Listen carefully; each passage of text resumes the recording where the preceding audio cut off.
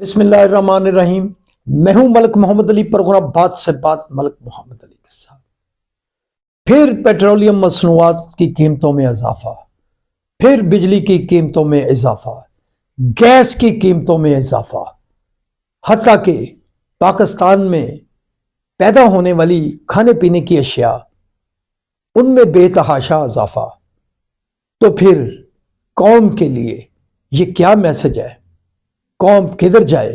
क्या आवाम पर कोई रहम करने वाला है या आवाम की कोई बात करने वाला है? आज के प्रोग्राम में इस बारे में बात होगी। और प्यारे दोस्तों, जिन दोस्तों ने अभी तक हमारे चैनल को सब्सक्राइब नहीं किया, बराए मेहरबानी वो हमारे चैनल को सब्सक्राइब भी करें, लाइक भी करें और शेयर भी करें। और हम बात कर रहे हैं पेट्रोलियम मसनूआत की कीमतों में इजाफा हो गया है। अब पेट्रोलियम मसनूआत की कीमतों में इजाफे का मतलब यह है कि मुल्क के अंदर मजीद महंगाई का एक तूफान आएगा। इस तूफान की वजह से हर चीज़ महंगी होगी। बिजली की कीमतें जो पहले ही आसमान पर बातें कर रही हैं, फिर महंगी होंगी। ईद से कबल एक खुशखबरी सुनाई थी वफाकी वजीर तवानाई ने कि बिजली के नर्ख में 3 रुपये 82 पैसे कमी वाक़या हुई है। और इस पर हुकूमत ने भी बड़े शादियाने बजाए, बल्कि वफाकी वजीर इत्तलात व नशरियात ने भी, अता तारन ने भी इस बारे में एक भरपूर प्रेस कॉन्फ्रेंस की और कहा कि ये ईद उल फितर का तोहफा है। बाकी दूसरी तरफ जो बातें सामने आ रही हैं कि बिजली की तकसीम कार कंपनियां या जो मुतलका इदारे हैं बिजली की कीमत में मजीद इजाफे के लिए सबरी तैयार कर रहे हैं।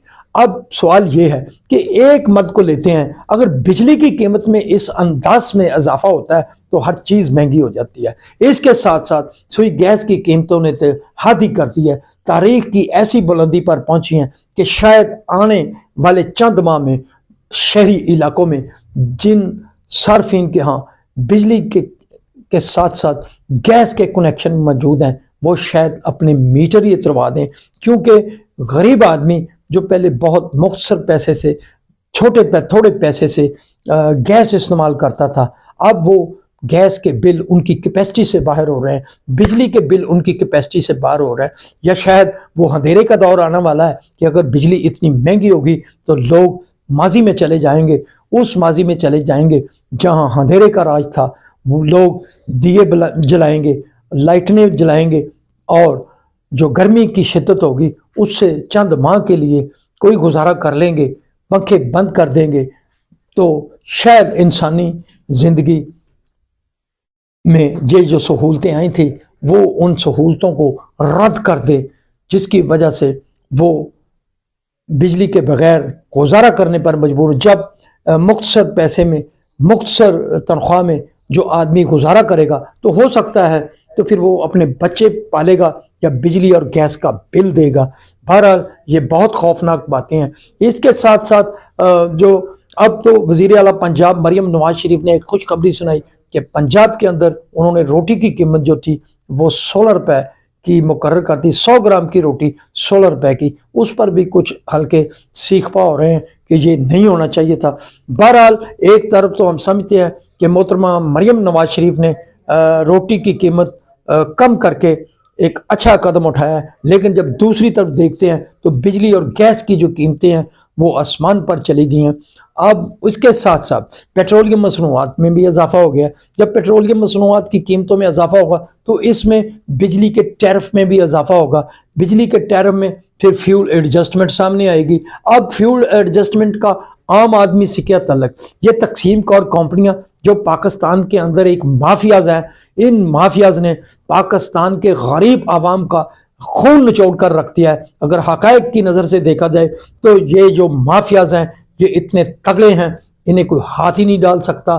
यही वो तकसीम कार कंपनियों को अगर किसी ज़ाब्ते के अंदर लाया जाए या लाया जाता तो शायद आज पाकिस्तान के अंदर बिजली की कीमत इतनी ना होती।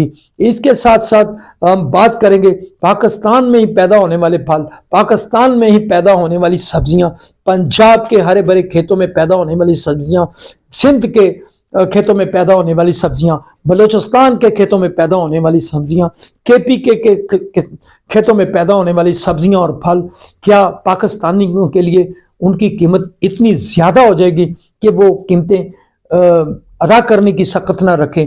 ये वही चीजें हैं, ये वही अशिया है जो पाकिस्तान में पैदा होती हैं। वो कौन सा ऐसा माफिया है जो इन अशिया को स्टोर करता है या उन्हें कंट्रोल करता है, इन्हें कंट्रोल करके अपनी मर्जी से मार्केट में फेंकता है। उस मर्जी की मार्केट में फेंकने से वो फल और सब्जियां इतनी महंगी हो चुकी हैं कि अब तो जो आदमी समझता था कि मैं सब्जी पका लूंगा, गोश्त नहीं लूंगा, गोश्त की कीमतें इतनी है, बड़े गोश्त की कीमत इतनी ज़्यादा है, बकरे के गोश्त की कीमत इतनी ज़्यादा है, इसके साथ साथ और चंद माह के दौरान मुर्गी की गोश्त की कीमत में इतना इजाफा हुआ है, अब तो वो मुर्गी का गोश्त भी आम आदमी से दूर होता जा रहा है। इसके साथ साथ दालें हैं, सब्जियां हैं, इनकी कीमतें इतनी ज़्यादा जो अवाम की कैपेसिटी से दूर हुई हैं, अब तो अवाम की चीखें निकल रही हैं और घर घर जाकर ये हुक्मरान हैं या ब्यूरोक्रेट्स हैं या दिगर जो भी सियासतदान हैं जो इक़्तिदार के लिए भाग रहे हैं, जो इक़्तिदार में हैं वो अपने इक़्तिदार को तूल देना चाहते हैं, और जो इक़्तिदार से बाहर बैठे हैं वो सिर्फ अपने इक़्तिदार की बात कर रहे हैं। कोई बंदा इस गरीब की अब बात नहीं कर रहा, पाकिस्तान के इस मजलूम की बात नहीं कर रहा कि जो आदमी, जो मजदूर सुबह से लेकर शाम तक काम करता है वो अपने बच्चे के लिए दूध भी नहीं ले सकता, लेकिन कुर्सी लेने वाले, कुर्सी को हासिल करने वाले इतना रींग रींग कर मीडिया पर बातें करते हैं, टॉक शोज में बातें करते हैं। इसके साथ साथ उनकी जबान से कभी ये लफ्ज नहीं निकले कि गरीब आदमी भी है। बलोचिस्तान का गरीब आदमी क्या करेगा, सिंध का गरीब आदमी क्या करेगा, पंजाब का गरीब आदमी क्या करेगा, केपीके का गरीब आदमी क्या करेगा, वो कहां से गुजारा करेगा। खुदारा ये लोग अपने रवैयों, ये जो बातें कर रहे हैं, जो मीडिया पर आकर बातें करके, इनके घरों में तो इतना राशन मौजूद है, हो सकता है कि इनमें से ये लोग जो बातें कर रहे होते हैं ये इन्होंने कभी अपने घर के लिए आलू सब्जी दाल खरीदी ही ना हो, इनके नौकर ही खरीदते हैं इनके लिए, तो ना ही इन्हें खरीदारी के मतलब, अगर ये खुद खरीदारी, अगर ये आम आदमी बनकर खरीदारी करे तो इन्हें गरीब का एहसास होगा।